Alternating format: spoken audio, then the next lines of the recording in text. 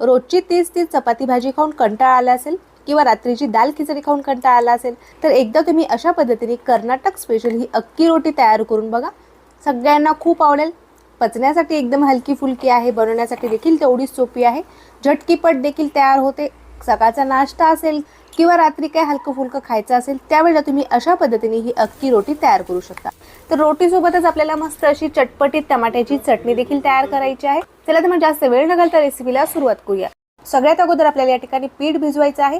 तर मी या ठिकाणी 2.5 ते 3 वाट्या तांदळाचं पीठ घेतलेलं आहे. तांदळाचं पीठ मी या ठिकाणी गिरणीवरती दळून आणलेलं आहे. रेडीमेड न वापरता मी दळून आणलेलं पीठ या ठिकाणी वापरत आहे. तुम्ही विकतचं रेडीमेड पीठ देखील या ठिकाणी वापरू शकता. अर्धी काकडी मी या ठिकाणी किसून घेतलेली आहे, ती काकडी आपल्याला यामध्ये घालून घ्यायची आहे.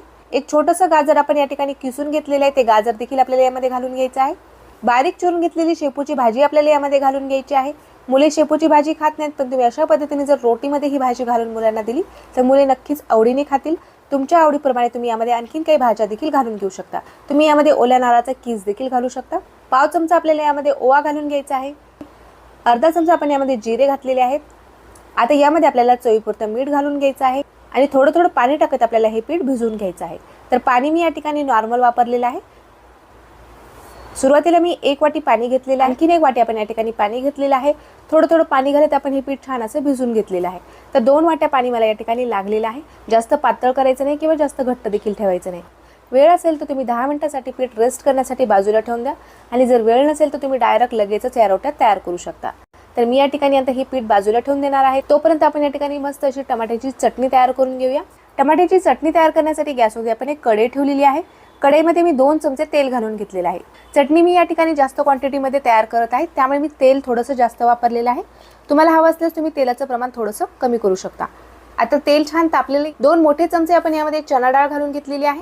चणा डाळ आपल्याला तेलावरती छान अशी परतून घ्यायची आहे. अर्धी वाटी आपण यामध्ये शेंगदाणे घालून घेतलेले आहेत.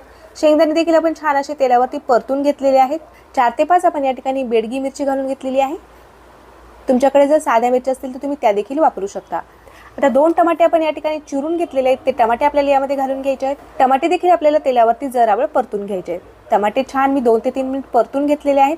टमाटे आपले छान शिजलेले आहेत, छान मऊ झालेले आहेत. आता आपल्याला गॅस बंद करून घ्यायचा आहे. 4 ते 5 आपण यामध्ये लसणाच्या पाकळ्या घालून घेतलेल्या आहेत. थोडीशी मी यामध्ये कोथिंबीर घालून घेतलेली आहे. चवीपुरतं आपल्याला यामध्ये मीठ घालून घ्यायचं आहे. आता गॅस बंद करायचा आहे. आपल्याला मिश्रण आपल्याला थंड होऊ द्यायचं आहे आणि नंतर आपल्याला याची मस्त अशी बारीक चटणी तयार करून घ्यायची. थोडंसं पाणी घालून आपण चटणी छान अशी वाटून घेतलेली आहे. बघू शकता तुम्ही मस्त अशी आपली ही चटणी तयार झालेली आहे. आता आपल्याला चटणीला लगेचच तडका देऊन घ्यायचा आहे. जिरे मोहरीचा आपण या ठिकाणी तडका तयार करून घेतलेला आहे. त्यानंतर आपण या ठिकाणी अर्धा चमचा उडद डाळ टाकलेली आहे. उडद डाळ देखील आपली छान तळलेली आहे. लाल मिरचीचे काही तुकडे टाकून घेतलेले आहेत आपण. मस्त असा आपला हा तडका तयार झालेला आहे. तयार झालेल्या चटणीवरती आपल्याला हा तडका टाकून घ्यायचा आहे. मस्त अशी आपली चटपटीत या ठिकाणी टमाट्याची चटणी तयार झालेली आहे. टमाट्याची ही चटणी तुम्ही पोळीसोबत, भातासोबत किंवा डोशासोबत देखील खाऊ शकता. पीठ देखील आपले छान मुरलेलं आहे. आता आपल्याला याच्या रोट्या तयार करून घ्यायच्या आहेत. अशा पद्धतीने आपल्याला एक छोटासा गोळा तयार करून घ्यायचा आहे. हाताला थोडंसं पाणी लावायचं आहे आपल्याला आणि बटर पेपरवरती आपल्याला या रोट्या तयार करून घ्यायच्या आहेत. पोळीपाटावरती आपण अशा पद्धतीने गोल आकारामध्ये कट करून घेतलेला बटर पेपर आतरून घेतलेला आहे. तुमच्याकडे जर बटर पेपर नसेल तर तुम्ही या ठिकाणी केळीचं पान वापरू शकता किंवा कॉटनच्या कपड्याचा देखील तुम्ही या ठिकाणी वापर करू शकता. आपण ज्या पद्धतीने थालीपीठ बनवतो सेम त्याच पद्धतीने आपल्याला ही रोटी तयार करून घ्यायची आहे. बटर पेपरला आपण तेल लावलेलं आहे. यावरती आपल्याला हे पीठ ठेवायचं आहे आणि हाताला थोडंसं पाणी लावून आपल्याला हे पीठ पसरून घ्यायचं आहे.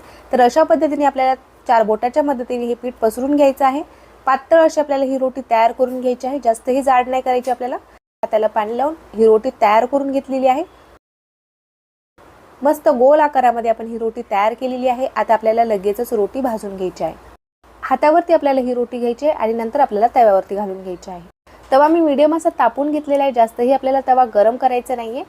तव्याला मी थोडंसं तेल लावून घेतलेलं आहे. रोटी आपल्याला थोडीशी सेट होऊ द्यायची आहे. त्यानंतर आपल्याला यावर जे बटर पेपर आहे ते काढून घ्यायचं आहे. एकदम सहजरित्या हे बटर पेपर निघतो देखील. बटर पेपर आपण काढून घेतलेला आहे. रोटीवरती मी थोडंसं तेल सोडलेलं आहे. तुम्हाला जर तेलाचा वापर करायचा नसेल तर तुम्ही तूप देखील या ठिकाणी वापरू शकता. आता आपल्याला रोटी पलटी करून घ्यायची आहे. दोन्ही बाजूने आपल्याला मस्त खरपूस अशी मध्यम गॅसवरती ही रोटी भाजून घ्यायची आहे. दोन्ही बाजूने आपण तेल सोडून घेतलेलं आहे आणि मस्त खमंग आणि खरपूस अशी आपण ही कमी गॅसवरती रोटी भाजून घेतलेली आहे. छान कुरकुरीत अशी आपली ही रोटी तयार होते.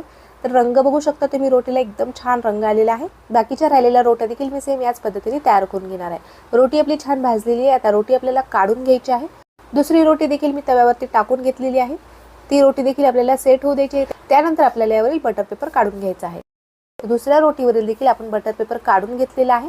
तर एवढ्या पिठामध्ये आपल्या 6 रोट्या तयार झालेल्या आहेत आणि 6 रोट्या तयार करण्यासाठी मला 2 बटर पेपर लागलेले आहेत. दुसरी ही रोटी आपण तेल टाकून छान खरपूस अशी भाजून घेतलेली आहे. तर मस्त अशा आपण सगळ्या रोट्या तयार करून घेतलेल्या आहेत. खरपूस आणि खमंग अशी आपली ही रोटी तयार झालेली आहे. मस्त चटपटीत अशी टमाट्याची चटणी देखील तयार आहे.